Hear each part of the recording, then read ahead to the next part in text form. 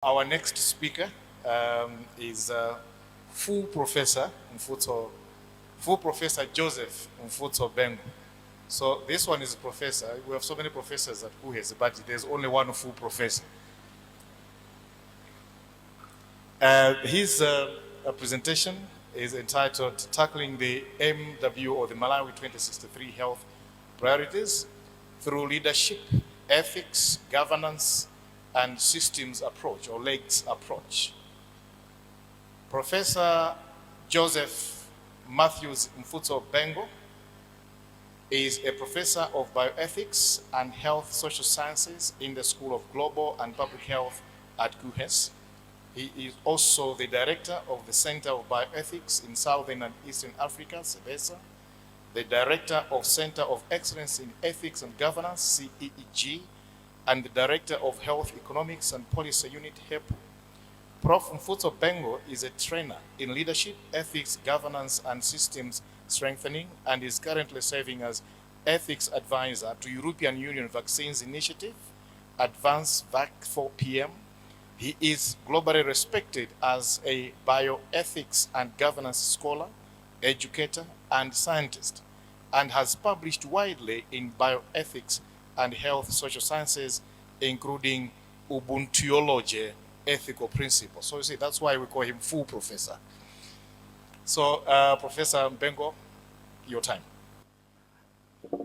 So my talk, I'm going to talk about Malawi, the situation analysis and health problems we have, and also the strength and the weakness of the health system. And then I'll talk about what we can do and the solution and what research we have done. I'll start with Malawi. Malawi is a very strange country when you talk about a health system.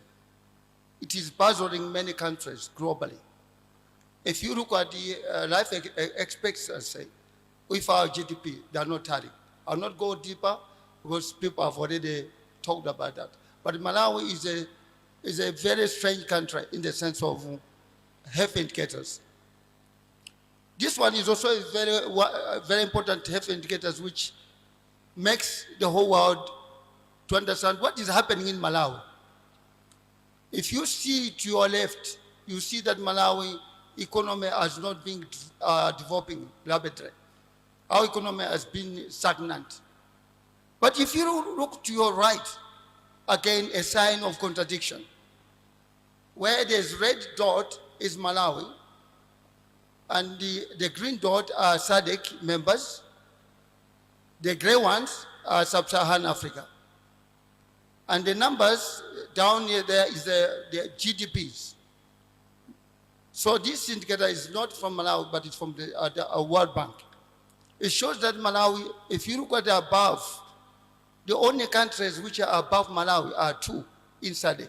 But you know that in SADC, there are giants. We talk about Botswana, South Africa, Namibia, all those whom we know. Only two countries are above Malawi on coverage. And you see down there, countries which have got over 2,000 GDP, they're still under Malawi. So this kind of graph in health systems, it amazes people what is happening in Malawi. The economy is not growing, population is growing,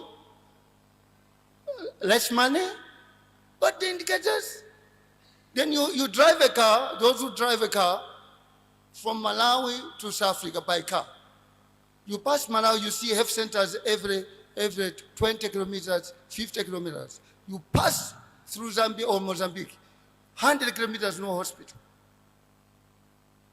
This, I just wanted to say what is happening in the health system of Malawi.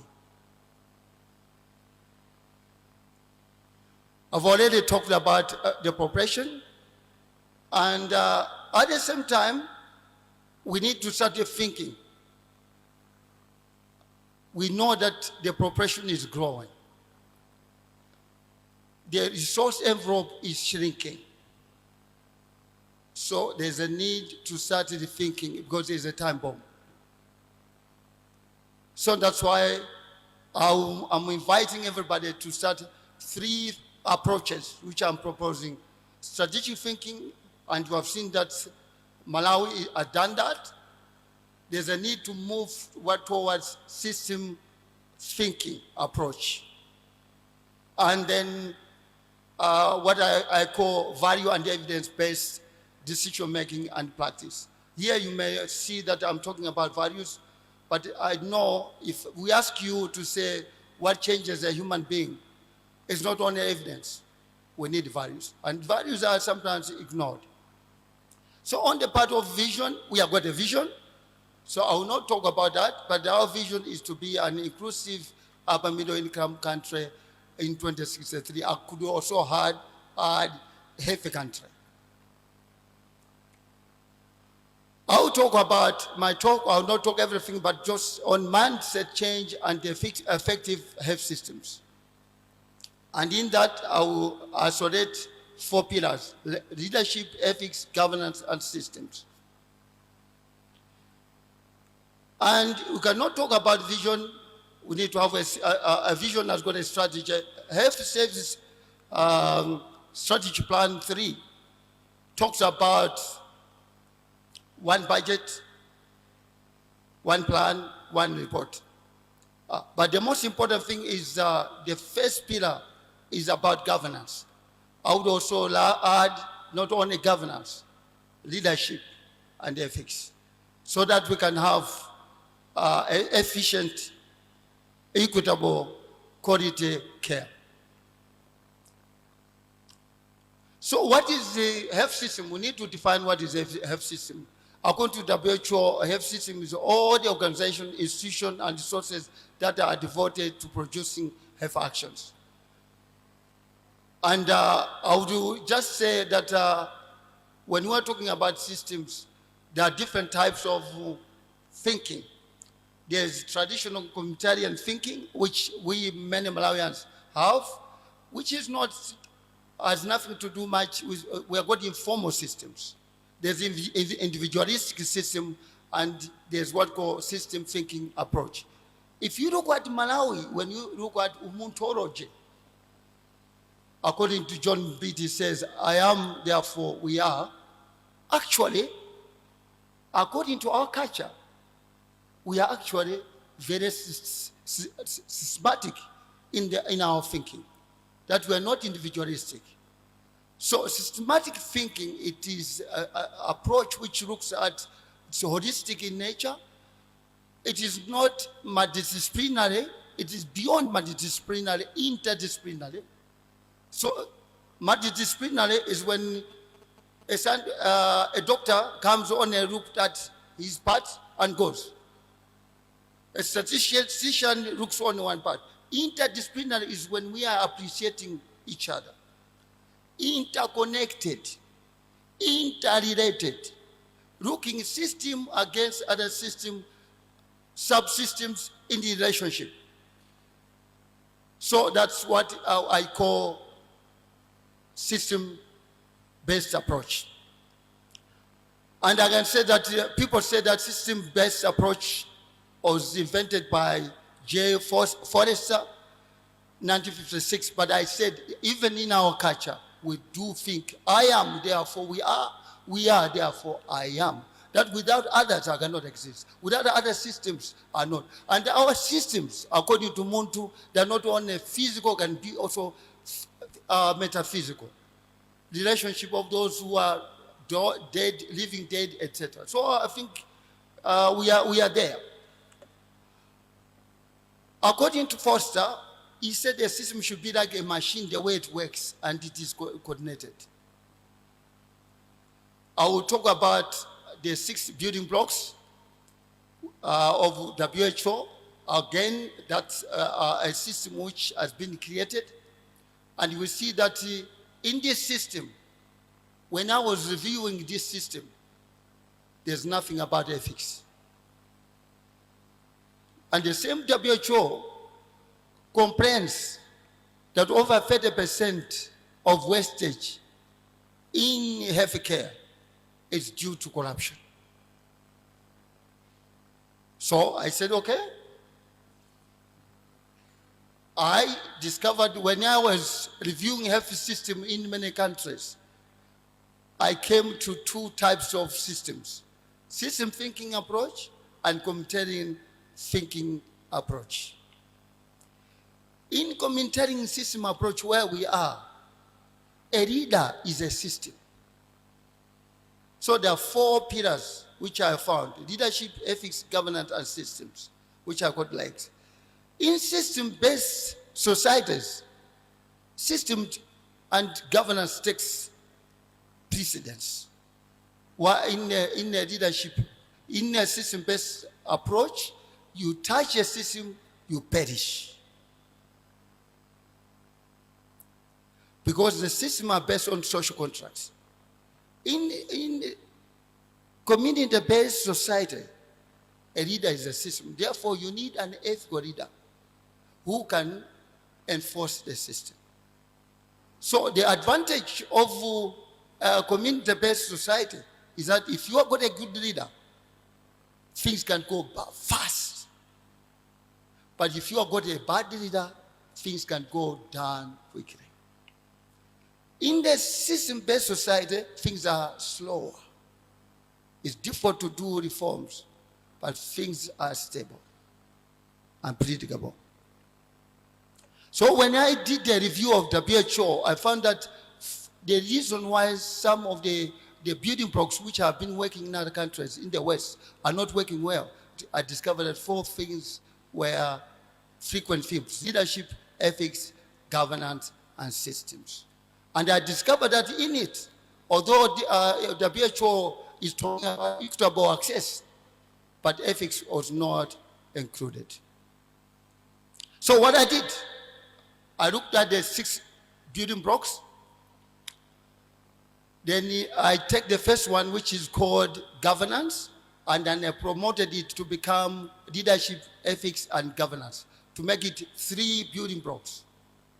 And the rest building blocks: service delivery, health service, information system, financing, I put them as an element in the system to create something called legs. Because you need a leadership, ethics, governance. You need a leg to run a system. Without a leg, you cannot run. So you need a leg: leadership, ethics, governance, and system. How is KUHeS, through responding to this, to the challenges and opportunities which are there? KUHeS established a health economics policy unit, which its aim is to strengthen health economics, to do modeling, ethical modeling, and also we have got a policy, ethics, ethics and governance. And we have got a think tank and a policy lab. So I will share with you what we have been doing. The first thing we have discovered is we did a study on values. We discovered that we always talk about evidence-based decision-making.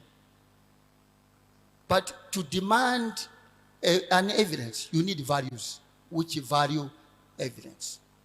And we have found that the values have been neglected in many parts of decision-making. So we found that if you look at monitoring and evaluation, people do not track value implementation. For example, the normative values which are written and agreed. We develop an assessment called the value fidelity assessment, which we look at what people have agreed and what kind of values are being implemented at the level of decision. According to VEDMAP, for you to make a decision in the context of decision science, you need 3 things. You need the evidence, you need values, you need weights. For example, if you want to, and if you are a bad person, you need also evidence, you need vices, And you need weights. Weights is where you say what comes first, what comes second. According to VEDMAP, is that at the moment, for example, for procurement of drugs, what value sets are you using for you to acquire that drug? So I'll give you an example. If you want to acquire a drug, what are the core values for you which you cannot neglect if you want to look about quality of a drug? So in a case of a drug, you cannot talk about the drug without efficacy. You cannot talk about a drug without safety. You cannot talk about the drug without acceptability. Those are core values. But you can also auxiliary values. What are they? Which are supporting? You can talk about political will.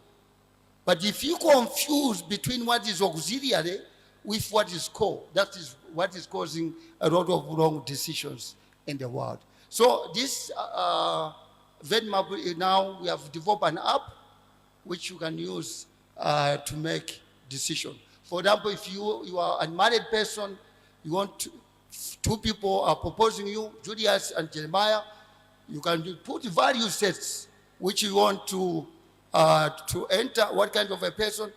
At a click of a button, it gives you, it will rank. Number one is Julius, number two is Jeremiah, and that's it. Another thing which we have done is that we know that our envelope, resource envelope, is constrained. And we did a mapping to say, how are people prioritizing and allocating resources? So we discovered that people are talking about HTA, Health Technology Assessment. This is a framework which many countries are using to adapt technologies in order to avoid wastage. Yes. But if you look at this continuum, those who do not have money, poor countries, are the ones who are not adopting this framework. You find those who have got money, they've got this framework. Those who do not have money, the same you saw in the pictures in the village, that you see people in the village, they cook a lot of sima, one person. So it is happening even at the national level. You find the countries which do not have money, are wasteful, are not efficient. And that's why we did this research. Thank God, Malawi government, Ministry of Health, has set a steering committee to start an health technology assessment. Another study which we did is we found that modeling, there's a lot of data, but to make sense of this data, we need to do modeling. Otherwise, all the data will be useless. So I would encourage many young people to join modeling. In this, for example, this slide which we have,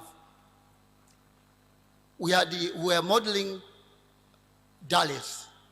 The first DALIs shows if we do not have a functioning health system completely, we would have 60 million DALIs. However, if you look at the status quo, our DALIs, we have reduced the DALIs to 30 million. With just trickling the health system and make it make sure that the delayed healthcare seeking behavior is addressed, imperfect referral system is corrected, we can actually increase the efficiency of the system to 30%. So what we're saying is our system, we have said it's punching beyond its capacity. But with the current, if we just do something, just a few things, we found that we can increase the efficiency by 30%. My conclusion, you need leadership, ethics, and governance to run a system. However, leadership, ethics, and governance without a system cannot have impact and cannot achieve its intended outcome.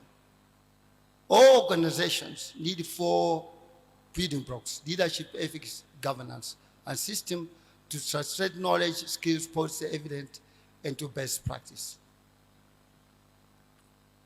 A LEGS framework is simple and easy to remember. If I ask people what are the 6 building blocks of WHO, they'll forget.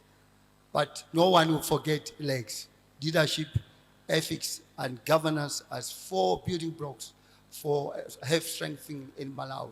And in the system, there are elements, those which are coming from. And the goal of leadership, ethics, governance system is value and evidence-based decision making and practice.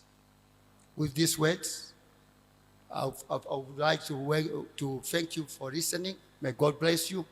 These are our partners who have been funding us: F-Station Fund, which is Norwegian government, German government, UK government, and also our partner Imperial College, UCL, York, and EXA region.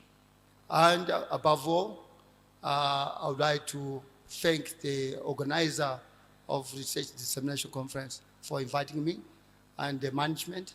And I don't want to forget the HEPU team who worked with me. With these words, I say, may God bless you for listening and for coming to this occasion.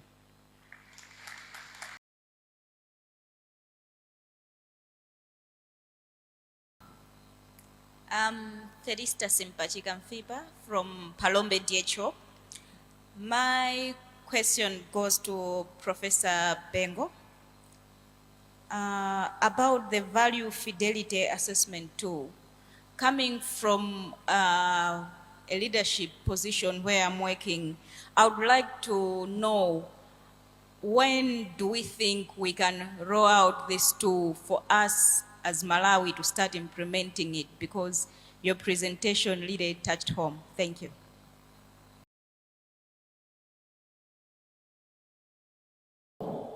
Thank you so much for this opportunity. My name is Rose Sakala. I'm a student here at KUHeS Blantyre campus.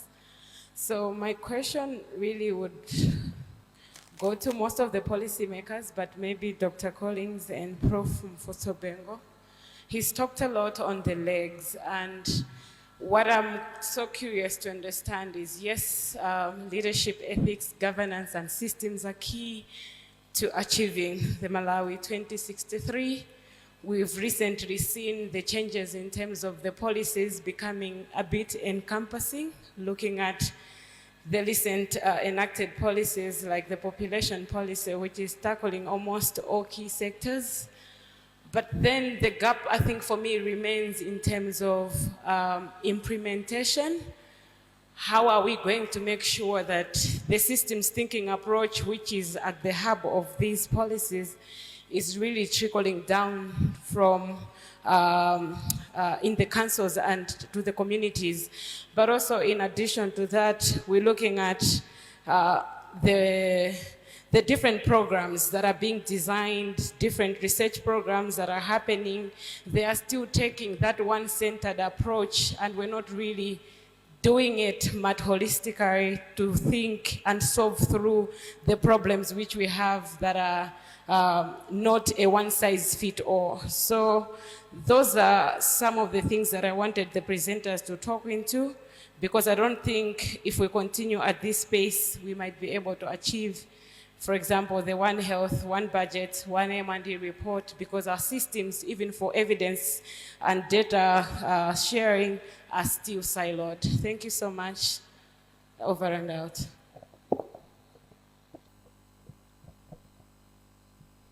Thank you very much. There were 2 questions. One on value fidelity assessment, what has been done.